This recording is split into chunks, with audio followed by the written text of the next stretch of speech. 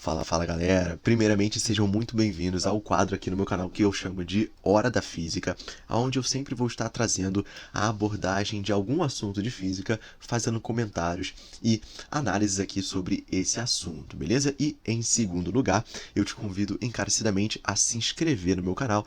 Você se inscrevendo me anima a continuar produzindo conteúdo, produzindo vídeo de física aqui para vocês, beleza? Lembrando que toda segunda, quarta e sexta, às 7 horas da noite, eu sempre posto um vídeo de resoluções de problemas de física, seja de provas aí de vestibulares ou até mesmo de concursos militares, beleza? Agora, sem mais delongas, vamos para o assunto de hoje. Bom, pessoal, no vídeo de hoje eu escolhi falar sobre massa reduzida em um sistema de partículas acopladas, tá? O que eu tenho aqui inicialmente? Eu tenho dois corpos de massa M1 e M2. Tá? E eu vou fazer inicialmente uma consideração em relação a essas massas. Eu não quero que exista uma grande diferença entre os valores dessas massas, ou seja, eu não quero que M1 seja muito maior do que M2 e o contrário também é verdadeiro. Eu não quero que M2 seja muito maior do que M1. Tá? Eu quero considerar aqui que as massas M1 e M2 tenham a mesma ordem de grandeza, por exemplo, tá? E essas massas M1 e M2 estão ligadas por uma mola, tá? Uma mola que eu estou considerando uma mola ideal, de massa desprezível, e essa mola, ela tem aqui uma constante elástica K, né? Lembrando que esse coeficiente chamado de constante elástica, constante de restituição, tanto faz, beleza? E eu vou considerar que essas duas massas M1 e M2 só possam se locomover em uma única direção, que foi essa direção aqui que eu coloquei, direção X, tá? Onde X cresce para a direita, tá? E tem aqui o seu ponto de origem O, tá? Ponto de origem qualquer, beleza? Além disso, eu vou considerar esse sistema como um sistema fechado, tá? Eu vou considerar que na massa M1 atue somente a força elástica, né? Já que, se eu estou considerando um sistema fechado, eu não tenho forças externas atuando sobre a massa M1, né? Se eu pensar aqui nas massas, né? Se eu pensar aqui nas forças na vertical, eu vou ter que o peso da massa M1 vai se anular com a normal. Tá? Então, eu não terei forças atuando na direção Y, na direção vertical, e tá atuando na horizontal, na massa M1, é a força F1, que é uma força elástica restauradora. Tá? Da mesma forma, o peso da massa M2 se anulará com a normal que atua na massa M2, tá? De tal forma que as forças que atuam na massa M2 na direção Y se anularão, terão valor zero, né, na direção Y, e a única força que atua aqui na horizontal, na massa M2, é a força F2, que também é uma força restauradora devido aqui ao acoplamento dessa mola, beleza? E aqui eu estou desconsiderando qualquer atuação de atrito. Eu não tenho atrito com o ar e eu também não tenho atrito entre a superfície dos blocos, né, entre a superfície dos corpos e a superfície na direção X. Beleza? Então, esse sistema é um sistema fechado. Eu só tenho uma única força atuando na massa M1 e eu só tenho uma única força atuando na massa M2, beleza? Outra coisa que eu tenho que considerar aqui é o comprimento natural da mola, né? O que é o comprimento natural? É o comprimento onde ela não está distendida e também não está comprimida. E eu estou considerando como sendo o comprimento natural da mola Lzão maiúsculo, beleza? E, além disso, a gente pode considerar, né, a distensão dessa mola ou a compressão dessa mola, ou seja, a deformação dela, né? O quanto que essa mola varia de tamanho de acordo com os movimentos de M1 e M2, né? Essa mola pode estar comprimida, pode estar distendida ou pode estar no seu tamanho natural, a depender do instante de tempo que a gente está analisando aqui, tá? Então, esse X eu estou considerando como sendo a deformação da mola, tá? E aí, como é que eu posso escrever essa deformação? Como sendo a diferença de x2 menos x1, aonde x2 vai ser a posição da massa 2 na direção x, tá? E x1 vai ser a posição da massa 1 também na direção x, tá? Então, se eu pegar x2 menos x1 menos L, eu calculo essa deformação da mola, tá? Uma vez que x2 menos x1 for igual a L, então eu vou ter que x vai ser L menos L, ou seja, x é igual a zero. Ou seja, uma vez que essa diferença x2 menos x1 é igual a L, eu não tenho deformação na mola. A mola não estará comprimida e também não estará distendida, beleza? Então, essas são as considerações iniciais aqui da nossa situação. Essas são as informações que a gente vai trabalhar, tá? E outra coisa que a gente tem que se atentar aqui é a relação entre F1 e F2, tá? Lembrando que F1 é uma força realizada pela mola, uma força restauradora na massa 1, tá? E F2 é uma força restauradora realizada pela mola na massa 2.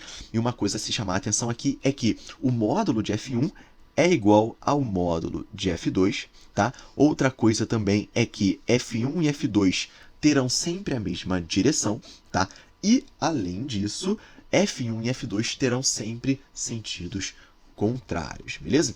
Então, essas são as informações iniciais da nossa situação e vamos analisar aqui, vamos ver como é que a gente pode estudar esse sistema, beleza? E aí, pessoal, o que a gente pode começar escrevendo aqui? Olha só, se F1 é a única força que atua na massa M1, então F1 é a própria força resultante da massa M1, beleza? Então, se a força F1 é uma força elástica, eu escrevo a força elástica como sendo o produto de K, né, x, ou seja, o produto da constante elástica da mola vezes a deformação dessa mola, e essa é a própria força resultante da massa M1. E como que ficaria a segunda lei de Newton para a massa M1? A massa M1 multiplicada pela aceleração dela, ou seja, aqui, ó, x dois pontos é a derivada segunda da posição, que é a aceleração da massa M1, beleza? Da mesma forma, se F2 é a única força que atua na massa M2, então F2 é a própria força resultante da massa M2, e aí lembrando que F1 é igual a menos F2, tá?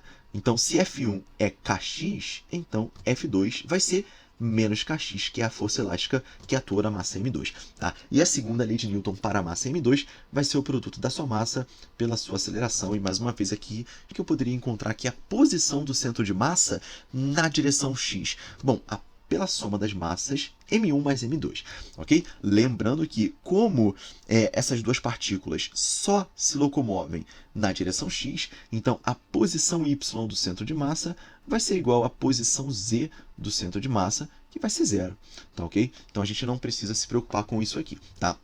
Outra coisa muito importante a se analisar aqui é que o centro de massa desse sistema, vamos lá, a gente considerou que não existe uma grande diferença entre as massas M1 e M2. Isso significa que o centro de massa desse sistema está fora dos corpos, tá?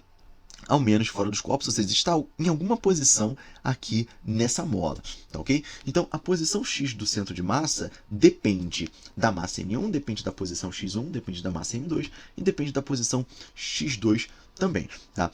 Como esse centro de massa estará sujeito, né, a uma força central nula, por que é nula, Lucas? Lembrando, né, F1 é igual a F2 em módulo, F1 tem a mesma direção de F2 e F1 tem sempre sentido contrário de F2. Então, a força que atua no centro de massa vai ser zero, tá? Então, vamos supor, por exemplo, que M2 é maior do que M1.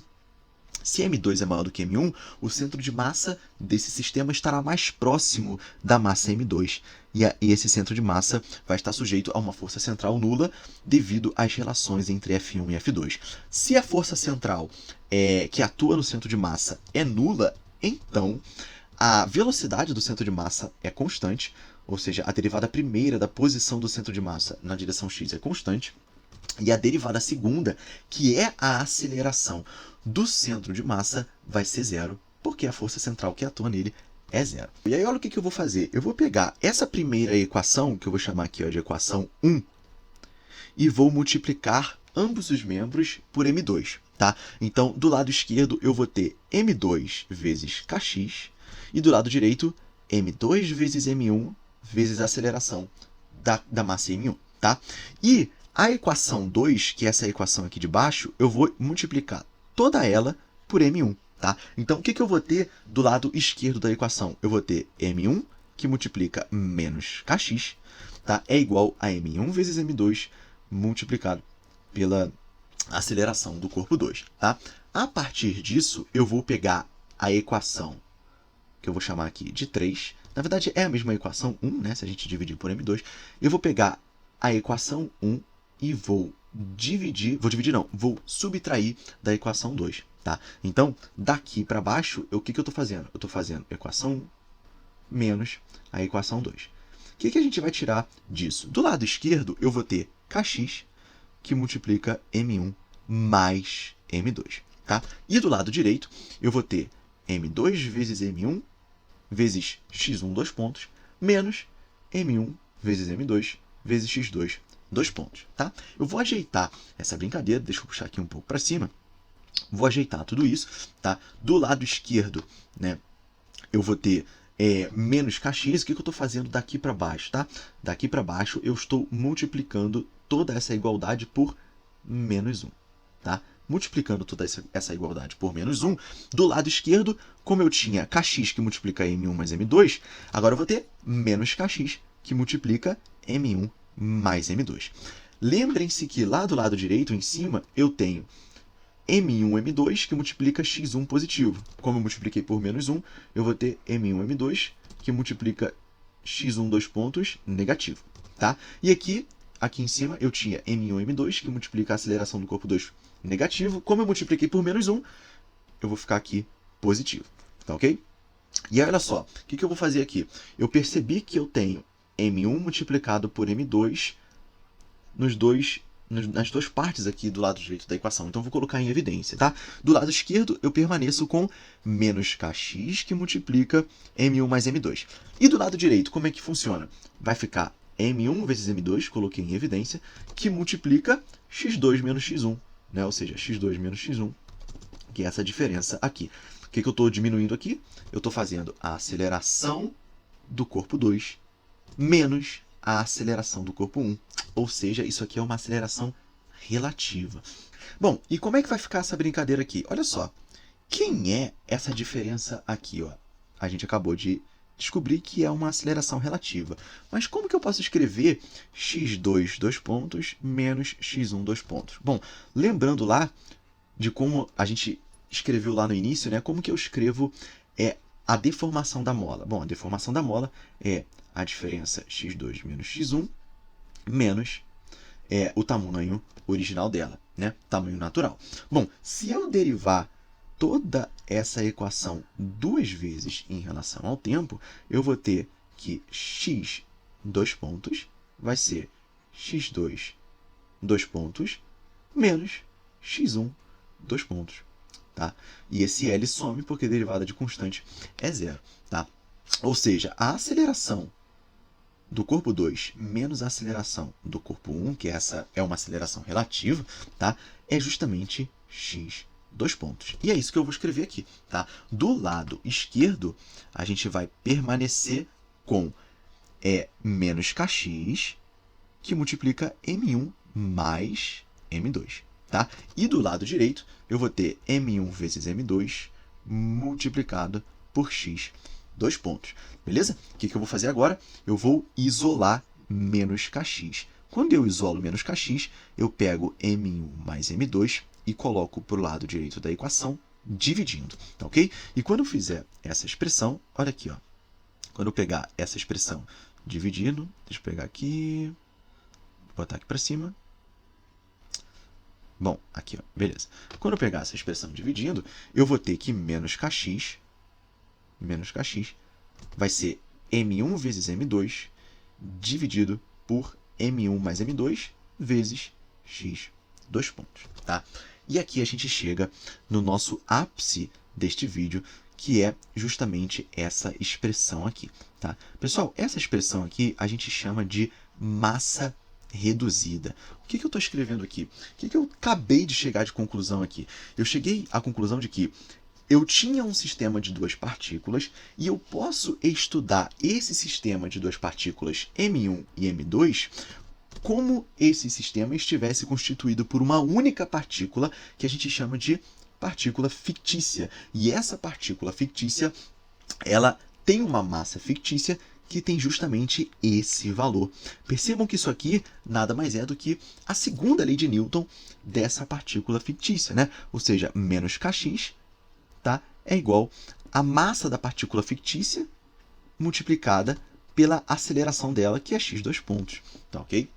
Então, essa partícula fictícia que não existe, por isso que a gente chama de fictícia, terá uma massa fictícia cujo valor é esse daqui. E aonde que essa partícula fictícia estará situada? Na posição relativa x2 menos x1. Tá? E aí, pessoal, essa expressão é uma expressão poderosíssima, porque ela facilita muito a análise quando a gente tem ali dois corpos acoplados por uma mola. Por exemplo, não só nesse caso, mas também nesse caso. Por quê? Porque eu pego um sistema de duas partículas, que não é tão simples de se estudar, né? Um sistema ali de duas partículas acopladas em uma mola, e eu reduzo esse sistema a um sistema de uma única partícula só, tá? E aí, essa expressão aqui, normalmente, ela é conhecida como μ, tá? μ a gente chama de partícula de massa reduzida, tá? Justamente essa expressão aqui que a gente chama de massa reduzida, tá? E isso aqui tem grandeza de massa, óbvio. Se a gente fizer a análise dimensional aqui, no numerador eu vou ter quilograma ao quadrado no sistema internacional dividido por quilograma, tá? E quilograma ao quadrado dividido por quilograma vai dar quilograma. Então, de fato, essa expressão é uma expressão de massa, tá? Tem uma grandeza de massa. Outra forma de escrever uma forma também, uma expressão bem bacana da gente ter em mente para essa massa reduzida, tá? Que a gente chama de μ, a gente pode escrever, deixa eu botar aqui de cor preta, ó, 1 sobre μ, ou seja, 1 sobre a massa reduzida, vai ser igual a 1 sobre m1, 1 sobre m1, mais 1 sobre m2, e isso é igual, no caso aqui, ao inverso, né? No caso aqui, M2 mais M1, na verdade M1 mais M2, né? Vou botar dessa forma, tudo isso dividido por M1 multiplicado por M2, tá? Essa é uma expressão também bem importante de se ter em mente, tá? E vamos olhar para essa primeira igualdade aqui, 1 sobre μ é igual a 1 dividido por M1 mais 1 dividido por M2. Olha só, por isso que lá no início do vídeo eu considerei que não existe uma grande diferença entre as massas. Porque, por exemplo, se a massa M1 for muito maior do que a massa M2, então essa razão aqui ela vai ser muito próxima de zero, vai ser muito pequena. Então, essa expressão se resumiria a 1 sobre μ é igual a 1 sobre m2. E aí a massa reduzida desse sistema seria muito próxima, tá, da massa m2. Tá?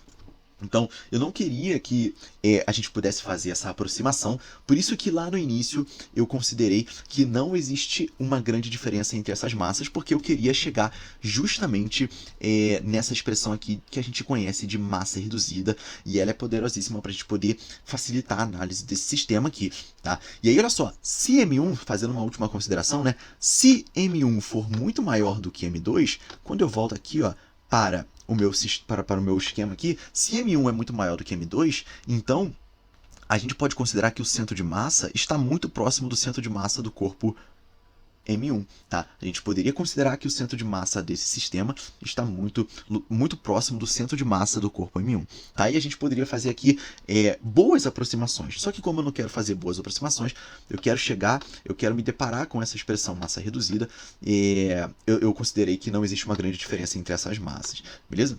Então, pessoal, fica aí essa análise, né? Essa análise de massa reduzida para vocês.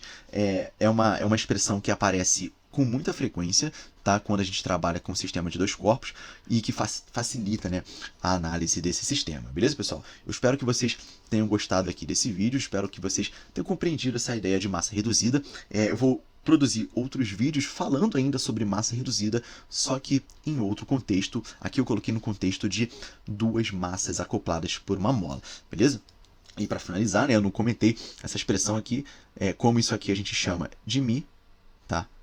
Então, a segunda lei de Newton para essa partícula fictícia de massa fictícia seria menos kx, que multiplica μ, que é a massa reduzida, vezes essa aceleração x 2 pontos. Ok, pessoal? Bom, fica esse vídeo para vocês. Espero que vocês tenham gostado. A gente se vê na próxima certamente. Valeu!